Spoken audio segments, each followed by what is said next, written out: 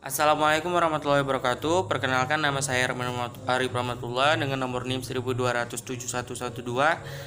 Di sini saya dari kelompok 7 yang beranggotakan saya sendiri dan Khairunisa Aulia Utami yang akan mempresentasikan tentang klasifikasi hadis dan dari segi sumber dan sandarannya, segi kualitasnya dan segi kuantitas prawiranya.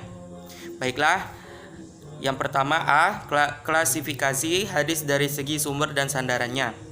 Klasifikasi atau pembagian hadis jika ditinjau dari sudut pandang yang disandarkan dan sumber asalnya, maka ada beberapa macam hadis di sini, yaitu yang pertama hadis qudsi, yang kedua hadis musnad, yang ketiga hadis marfu, yang keempat hadis mauquf, yang kelima hadis maktu, dan yang terakhir hadis mutasil.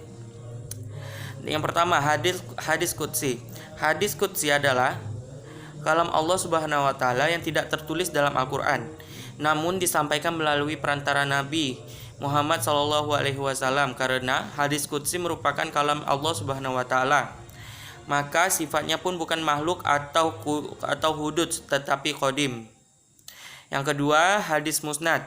Hadis musnad adalah hadis yang sanadnya sambung dari riwayat yang disandarkan pada Nabi Muhammad SAW, seperti contoh hadis yang diriwayatkan dari Imam Malik, sedangkan Imam Al-Khatib Al-Baghdadi berpendapat bahwa hadis musnad adalah hadis yang sanadnya sambung dari Rasulullah SAW, baik dari awal rawi sampai akhir rawinya.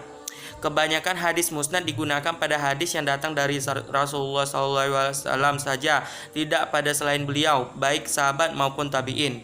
Yang ketiga, hadis marfu. Hadis marfu adalah hadis yang disandarkan dari Nabi Muhammad SAW, baik perkataan, perbuatan, ketetapan, hakikat, sifat maupun hukum, baik hadis itu sambung sanadnya atau tidak, baik diriwayatkan dari sahabat tabi'in atau selainnya. Adapun hadis marfu sendiri diklasifikasikan atau dibagi ke dalam beberapa bagian di antara berikut.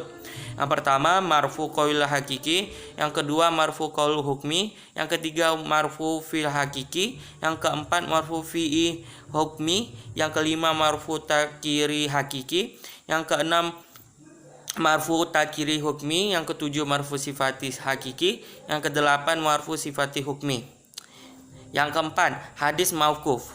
Hadis mauquf adalah hadis yang disandarkan dari sahabat, baik perkataan, perbuatan, dan ketetapannya, baik sanadnya sambung atau tidak sambung, dengan syarat tidak ada tanda-tanda marfu. Jika hadis tersebut terdapat tanda marfu, maka dihukumi hadis marfu. Yang kelima, hadis maktu. Hadis maktu adalah hadis yang disandarkan dari para tabi'in, tabi'in dan seterusnya, baik perkataan, perbuatan, dan ketetapan, baik sanadnya sambung atau tidak sambung, dengan syarat hadis tersebut tidak terdapat tanda-tanda hadis marfu dan hadis mauquf. Dan yang terakhir, hadis mutasil.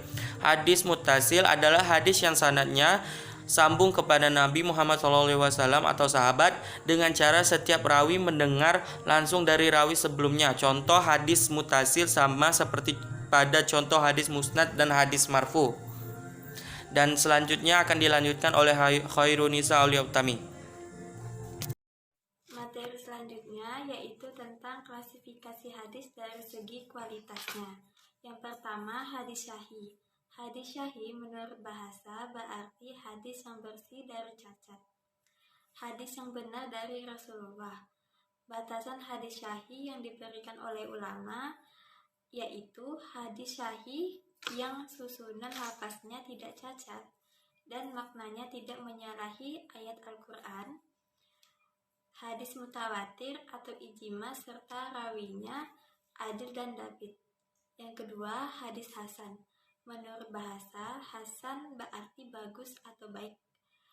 Menurut Imam Tirmidzi, yang kami sebut hadis hasan dalam kitab kami adalah yang sanadnya baik menurut kami, yaitu setiap hadis yang diriwayatkan melalui sanad di dalamnya tidak terdapat rawi yang dicurigai berdusta, matan hadisnya tidak janggal riwayatnya melalui sanad, yang lain pula yang sederajat. Hadis yang demikian kami sebut hadis hasan. Yang ketiga, hadis dhaif. Hadis dhaif menurut bahasa berarti hadis yang lemah, yakni para ulama memiliki dugaan yang lemah atau kecil atau rendah tentang benarnya hadis itu berasal dari Rasulullah. Selanjutnya, klasifikasi hadis dari segi kuantitas perawinya.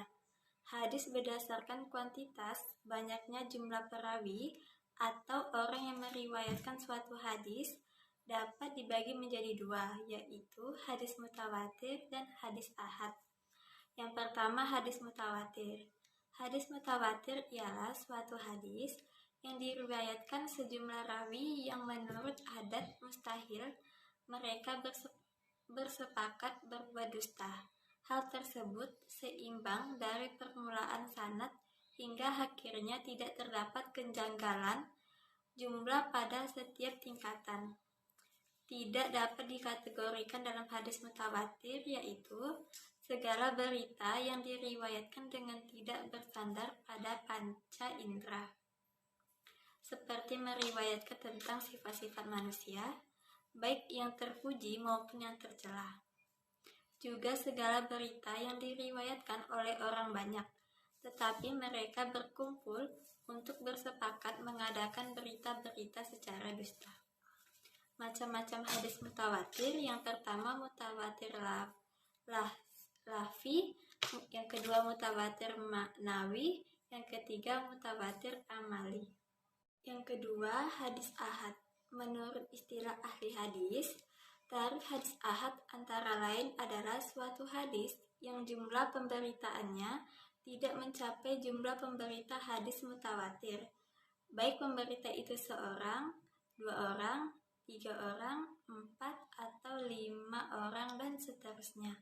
Tetapi jumlah tersebut tidak memberi pengertian bahwa hadis tersebut masuk ke dalam hadis mutawatir.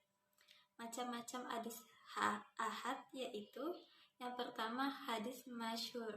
Secara bahasa, kata masyhur adalah isim maf'ul dari syahara yang berarti al-zuhur, yaitu nyata. Yang kedua, hadis aziz.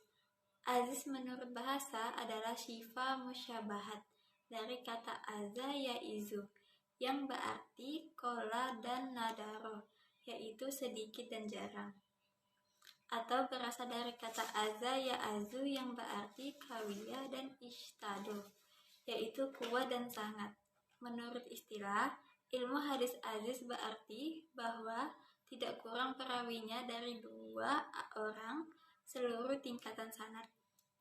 Yang ketiga, hadis gharib. Menurut bahasa, kata gharib adalah syifa musyabahat yang berarti al-munfarid, yaitu yang menyendiri atau jauh dari kerabatnya. Gharib menurut istilah ilmu hadis yaitu hadis yang menyendiri seorang perawi dalam periwayatannya. Dari definisi di atas dapat disimpulkan bahwa setiap hadis yang diriwayatkan oleh seorang perawi, baik pada setiap tingkatan sanad atau pada sebagian tingkatan sanad, dan bahkan mungkin hanya pada satu tingkatan sanad, maka hadis tersebut dinamakan hadis gharib. Sekian video presentasi dari kelompok kami, kurang lebihnya mohon dimaafkan. Wassalamualaikum warahmatullahi wabarakatuh.